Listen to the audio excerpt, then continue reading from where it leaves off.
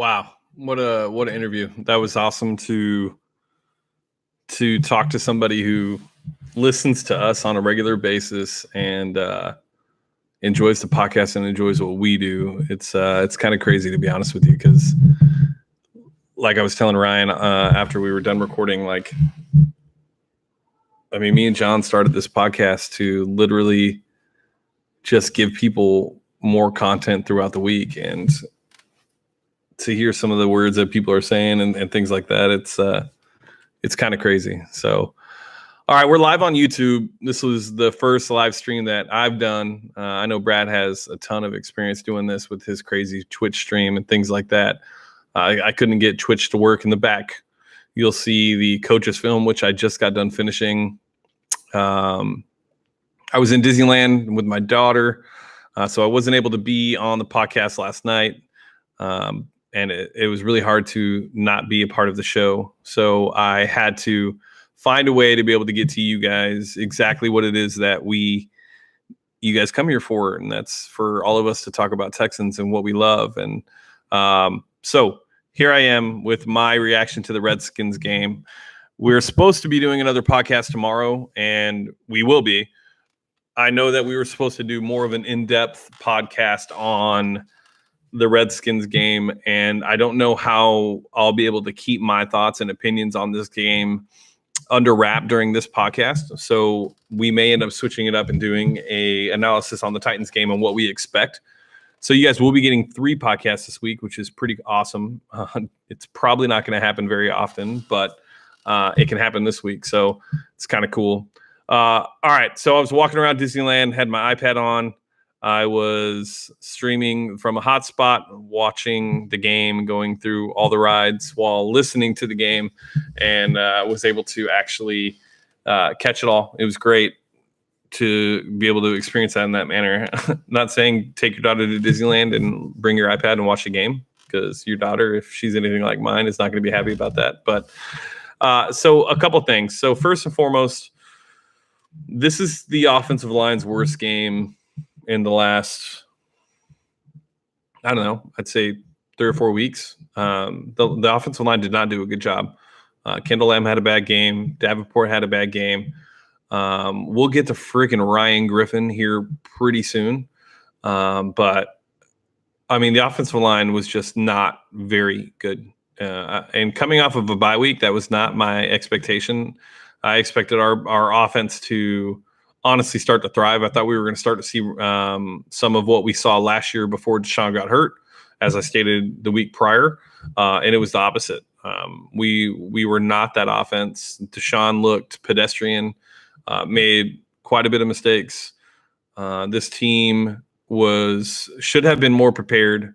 Demaryius Thomas definitely should have been more involved, but we'll stay on the offensive line. So look, Washington does have a good pass rush. Maybe not statistically. If you look at the box scores for each game, they're not up there with everybody else, but they do have a good defensive line. They have a good front seven in general. And Ryan Kerrigan looked extremely, extremely strong yesterday.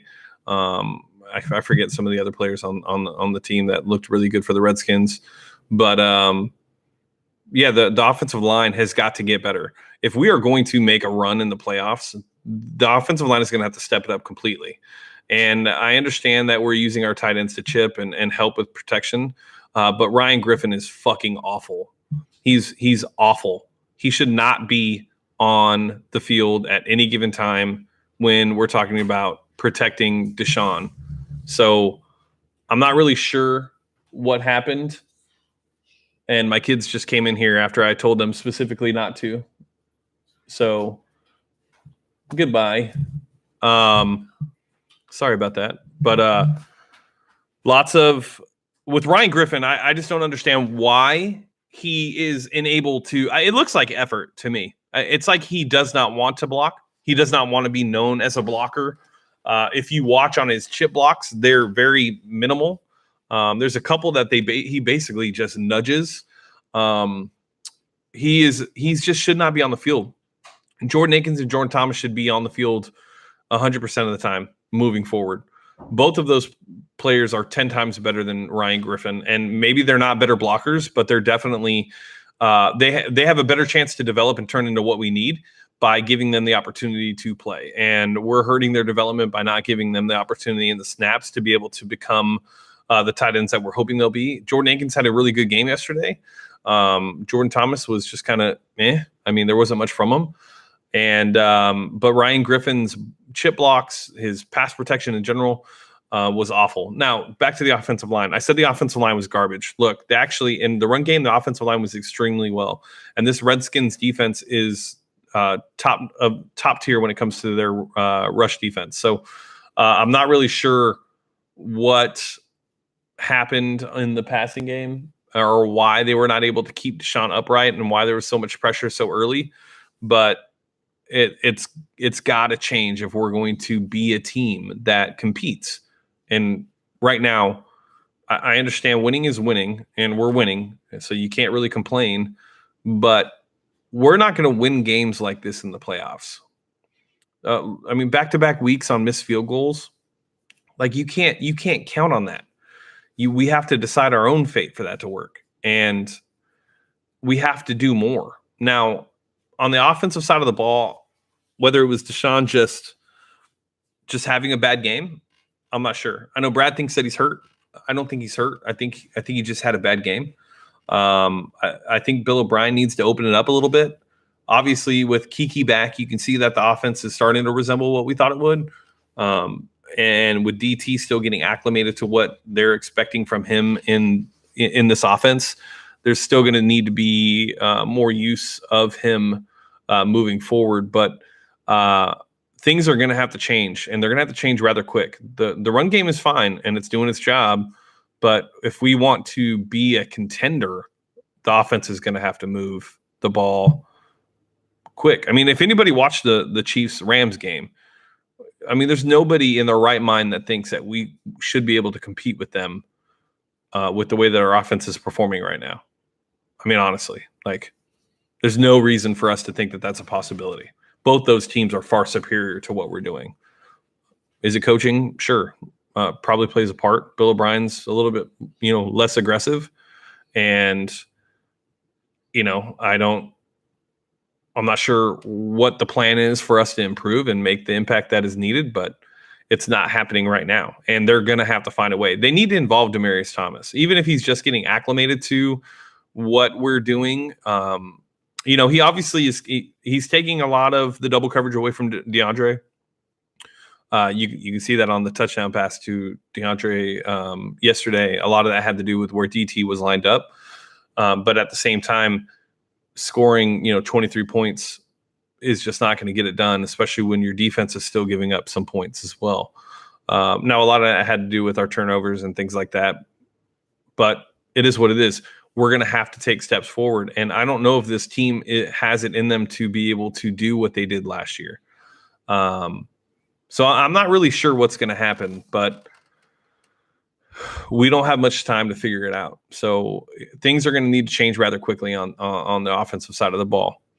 Defensive side of the ball, we looked good still. I mean, there was definitely some issues. The lack of Zach Cunningham is just very apparent when it comes to coverage. B-Mac's being asked to do a lot in coverage that he shouldn't be asked to do, and he normally can't. And Brian Peters is pretty much a liability on defense. There's multiple missed gap assignments that he had during the game. He's just not a good football player in the sense of playing every down defense. Special teams, he's great. But when Zach is back and he's out in coverage and he's doing the things that we know he can do, I expect to see a massive improvement on the defensive side of the ball. And then obviously with Aaron Colvin potentially coming back. And then if we can get Dylan Cole back, which should be soon, if that's who we designate to come back from IR, the defense should definitely take that next step forward. Now, maybe that next step forward is enough. Maybe that's what we need to win with this offense, because the defense is keeping us in games, obviously. And if they could take a couple steps forward with Colvin, Cunningham, and Cole, this team can be special. But Deshaun's going to have to take care of the ball. He's going to have to make sure that he's making the right reads. He can't have those lazy throws. That tip pass, that was just a bad decision by Deshaun. The officiating yesterday was awful too. Don't get me wrong. There was definitely the league in general, like the whole league is going through this right now. Even during the Chiefs-Rams game, I mean, it started off with like 6 penalties in like 5 minutes, and they were just lazy, ugly penalties. I just don't know if this offense has enough to do it this year, I guess, is my biggest concern. I mean, if the defense does play to the level that I think they can play, then yeah, maybe this offense is just enough. But if Deshaun's not going to take care of the ball, it's not going to matter how good their defense is, because we're going to be turning the ball over and giving our opponents great field advantage, and that's not going to help our case. So let's hope that the run game continues. Let's hope that Demaryius Thomas gets more involved. Let's hope that Akins and Thomas become the primary tight ends and Ryan Griffin is just never on the field. He doesn't have a role on this team next year anyways, and we save money by cutting him. So I'm still I don't understand. It just doesn't make any sense. I'm not a coach. Obviously, I'm just a guy that loves this team and does a podcast, but it's just mind-boggling sometimes why Bill O'Brien does what he does. I can't seem to wrap my head around it, and I don't know. It's weird. But with the defense, I mean, JJ, we had 5 sacks yesterday. Honey Badger looked good. Cream looked good. He had some plays that he probably wishes he had back. But a lot of those, plays had to do with just the fact that we're missing Zach Cunningham. I don't think people realize the impact that Zach has on this defense. So when he's back, it's going to change the whole dynamic. Less responsibilities for other players, and it's going to make everybody's job easier. And then with Colvin back in the slot, it should be very interesting. JJ looked good. Clowny looked. This is one of those games that I wish I actually was talking to John right now, because he should be rubbing in my face how amazing Clowny is. Because yesterday's game, even though we only had a sack and I think like 2 tackles for losses, which in most measures would be a fantastic game, he actually had so much more. I mean, yesterday was a game where Clowny really was disruptive. His presence was felt on every snap that he was in the game. When he's there, you have to account for him no matter what. If you don't, then good luck, because he's gonna get to your quarterback or he's gonna get to your running back. So yeah, and then the safeties had a good game. Corners had a pretty solid game, honestly. It sucks for Alex Smith. That was a hard one to watch. If you actually watch that here on the coach's film, it's actually extremely it's a rough injury. So I'm sure you guys saw Brett Coleman tweeted out a link and was challenging Texans fans to donate $11, which is Alex Smith's jersey number, to the Alex Smith Foundation. Brett's just like one of those stand-up guys that started like we started. Obviously, he's got a much bigger platform, but if you don't know who I'm talking about, Brett Coleman, Berrien_Fostate on Reddit. His Twitter is Brett Coleman. He does probably the best film analysis in the league. I think him and Matt Waldman are up there. He does a great job. So shout out to him for even starting this and taking it to the as far as he did. You can find it on TexansUnfiltered.com. Our website is up. So, I do encourage you guys to make a donation in regards to Alex Smith's injury. It's just something cool to do, right? But yeah, that's really about it. I don't have too much more. I'm sorry that I wasn't here for the podcast this week. I'm sure you guys missed me. I missed not being there probably more though. I don't ever want to miss a podcast again. So I probably won't.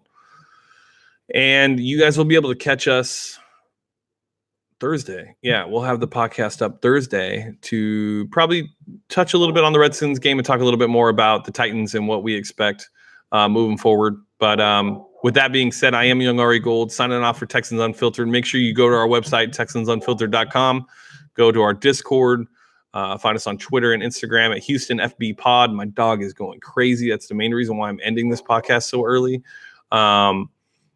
And hit our Discord up. It's really cool to see how fast that's grown. And go donate for Alex Smith. It's really a cool thing Brett Coleman's doing. So And Devin just told me that he can't hear my dog. I appreciate that, Devin. Thank you.